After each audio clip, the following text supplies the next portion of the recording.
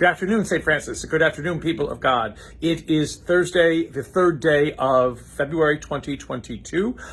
It is Thursday of the fourth week in Ordinary Time. It is the optional memorial of St. Blaise, so you may get your throat blessed if you haven't done already. This is an afternoon reflection today because Bishop Luis is going with some members of the Diocese of Raleigh on pilgrimage with the Archdiocese of Atlanta to Israel, to the Holy Land today. And so there was a couple of things that needed to be put together before he left. So I'm in my office, as you can see. Where's the better picture over there? I'm in my office, as you can see today. So this early afternoon, a little bit of a reflection, given the day is already past.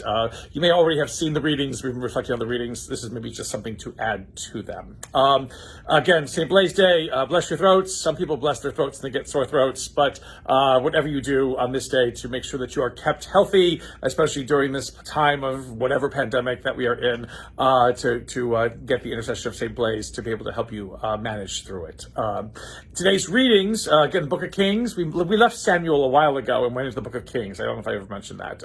But the story of David concludes with David's death. And as he is there with his heir, Solomon, again, one of his other sons who survives the other ones to become now the heir to the throne of Israel, David gives Solomon some great advice about following the prophets, about listening to the commands of God, and that basically if he is faithful and his progeny are faithful, his sons are faithful, his descendants are faithful to what it is that David began, even with all of David's mistakes, then they will have a long line on the throne of Israel.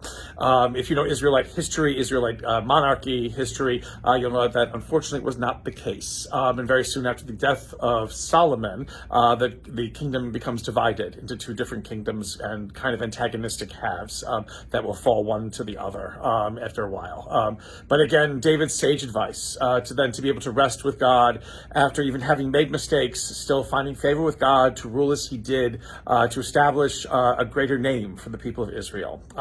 Again, the sense in which to be able to follow God, his rules, what God wants us to do, does indeed promise life and life to its fullest. And again, following what God wants us to do in that sense of loving and caring and staying with each other and journeying with each other and accompanying each other through the hills and valleys that life offers us, enables us to understand and to witness and to receive life in its fullest. That is perhaps what the apostles are sent to do in the gospel today, in Mark's gospel, in which just in the 6th chapter of the gospel of Mark, so still a little bit early on, Jesus has enough confidence in these 12 to send them forth two by two to be able to bring good news, to be able to bring to people the fact that the reign of God has become among them. And again, the little instructions about what to do, what not to do, no cloak, no sandals, or no walking stick, and shaking dust from one's sandals if the people don't accept you, and staying only in one place and eating what they put before you. All these kinds of things, to enable you to show graciousness, and out of that graciousness, to hopefully allow others to listen to what it is that you have to say, and enable those who listen to what you have to say to experience a newness of life again, a transformation of life. It is not about shoving the gospel down people's throats. It's not about shoving God down people's throats. It is not about shoving anything, in people's way to make them feel guilty or terrible or forced or oppressed or whatever it is to believe. The gospel comes solely at an invitation that can be accepted or rejected, but an invitation nonetheless. That is something that we perhaps are still in need of recognizing and learning, especially in the faith that we live today. It's not about rules and regulations. It is not about devotion to practices. It is not about pieties or anything else like that. It is about receiving an invitation to wonder and being able to have enough courage to say yes to that invitation. And may the Lord give you his peace.